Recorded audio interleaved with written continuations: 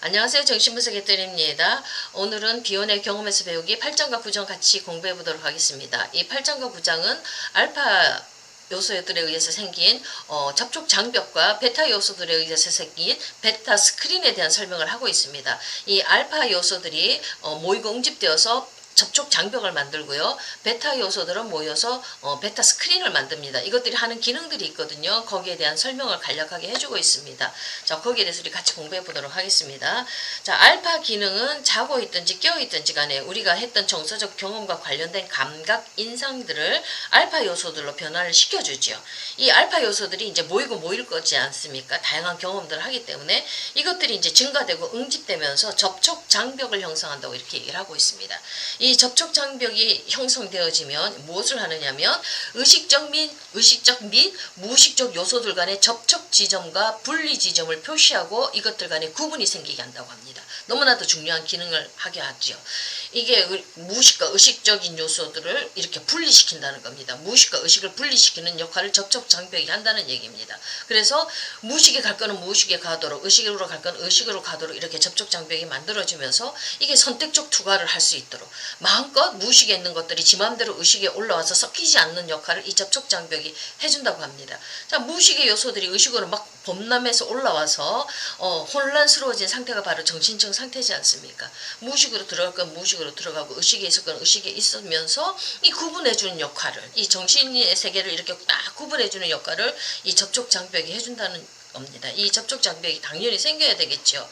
자, 이 접촉 장벽이란 용어는 의식과 무의식 간의 접촉의 수립 및 접촉을 만든 분리시킨다는 얘기죠. 접촉의 수립 및 한쪽에서 다른 쪽으로 요소들의 선택적 통과를 강조를 한다고 얘기를 합니다. 무의식에서 의식으로 올라올 때 아무거나 다 올라오는 게 아니라 내가 감당할 수 있을 것만 꿈으로 올라올 수 있도록 선택적 통과를 하도록 이렇게 만들어준다는 얘기입니다.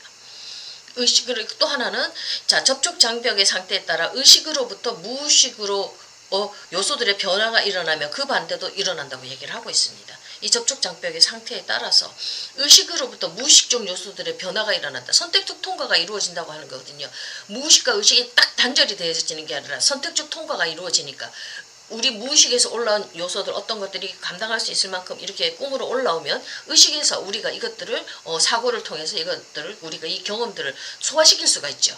새로운 개념, 새로운 의미, 새로운 것들이 생기면 이런 것들이 이제 의식을 통해서 무의식으로 들어가면 무의식 안에 내용들이 바뀌어지지 않습니까? 치료가 일어나는 거거든요.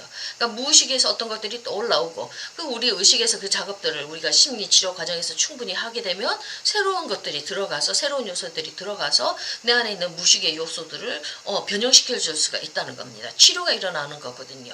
이 접촉 장벽이라는 게 이렇게 중요한 기능을 하고 있습니다. 이게 이제 잘못 세워지지 않을 때 이제 나중에 나오겠지만 이제 베타 스크린이죠. 이런 것들이 만들어지지 않을 때는 이 선택적 통과가 이루어지지 않고 이게 구분이 되어져 있지 않을 때는 굉장히 곤란한 상태, 병리적인 상태로 갈 수밖에 없겠죠. 이제 요게 이제 접촉 장벽이라는 것이 이런 중요한 기능을 하고 있고요. 자, 이것들이 이제 제대로 세워지지 않으면, 이 기능들이 만들어지지 않으면은, 이제 내담자들은, 뭔가가 좀 이 사람들은 모르고 있다는 것들을, 이 어떤 것들에 대해서 우리가 아무리 설명을 해줘도 잘 모른다는 것들을, 이 사람들의 사고 역량이 문제가 있다는 것들을 이 비혼이 이렇게 임상을 하면서 알게 되어졌습니다. 그러니까 뭔가 자꾸 이 비혼이 기존에 배워왔던 이론대로, 전이가 들어오고, 또 투사적 동일시가 들어오면, 그것들을 이렇게 해석을 해주는데, 내담자들한테 해석을 해주는데 이 사고 역량에 장애가 있는 사람들은 이게 잘 이해를 못하고 모른다는 겁니다. 이게 아무리 해줘도 안 되고 자기가 원래 전통적으로 받았던 치료 기법으로 해도 정말 안 되니까 왜 이렇게 안 될까 여기 당연히 비혼이 고민을 했겠죠. 그래서 이게 이 사람들의 어떤 한 기능이 잘못되어져 있구나. 우리가 아까 접촉장벽이라는 기능은 정상적인 사람들한테 있는 건데 이 사람들에게는 뭔가 기능적인 결함이 있구나. 이런 것들을 이제 비혼이 알게 된 겁니다. 자기가 임상에서 자꾸 안 되는 부분을 연구하다 보니까. 자, 이게 전이 이론과 투사적 동일시의 관점에서 볼 때 이 내담자들한테 쏟아져 나온 내용들이 있지 않습니까? 이게 내담자와 분석과 간에 이게 연결이 되어서 이렇게 해석이 들어가야 되는데 이게 자꾸 연결하기가 공격당하는 것 같이 이 연결이 안 된다는 것 느낌이 자꾸 이렇게 비운이 들었던 거예요. 뭔가 이게 분석에서 이 사건들을 보면서 이 내담자들이 뭔가 나한테 어떤 감정을 불러일으킨다, 행동을 불러일으킨다는 것들을 이제 조금 느껴지면서 자신 안에 정서가 투사적 동일시로 인해서 온 게 아니라 뭔가가 감정이 막 그렇게 불러일으켜진다는 거, 강한 감정이 불러일으켜진다는 걸 느끼고요. 이것들을 가만히 들여다보니까 이런 것들이 언제 일어나냐면 감각 인상들, 내담자가 감각 인상들을 알파 요소로 변환시키는 있는데 이 사람들은 알파 기능이 결함이 되어져 있는 사람들이거든요. 뭔가가 뚜렷하지가 않은 거예요. 알파 기능의 결함과 관련시킬 때만 뭔가 이 사람들이 역동적이라는 거, 이런 것들이 느껴지는 거예요. 자, 이 사람들은 알파 요소의 결핍으로 인해서 꿈꾸는 능력이 없고요. 잠자거나 깨어있는 능력이 없고요. 의식적이거나 무의식적이 될 수 있는 능력이 없음을 이렇게 목격했을 때만 이 사람들이 역동적이었다는 겁니다. 그러면서 이게 뭔가 있구나 이러면서 좀 더 연구를 해 들어갔더니 이 사람들은 접촉 장벽과 다른 어떤 기능들이 있다는 걸 알아낸 거예요. 접촉 장벽이 알파 기능에 의한 알파 요소의 증가에서 이렇게 세포막과 같은 기능을 한다면, 자, 이 사람들은 좀 더 다르다는 것을 알고 좀 더 다르다는 것을 발견을 했어요. 이런 상황에서, 새로운 상황에서 의식과 무의식의 구분이 있기는 한데 이것은 분석과 내담자 사이에서는 확실하게 정해져 있지 않고요. 이런 구분은 한쪽 영역에서 다른 영적 영역으로 요소들이 넘어가는데 아무런 저항이 없는 거예요. 무분별하게 왔다 갔다 하는 거지요. 자, 이거는 의식과 무의식의 수립에는 부적합하고, 자, 그러므로 기억 및 어감 역량의 결함 있는 발달이나 비정상적인 발달을 촉진한다고 이렇게 비운이 발견을 한 겁니다.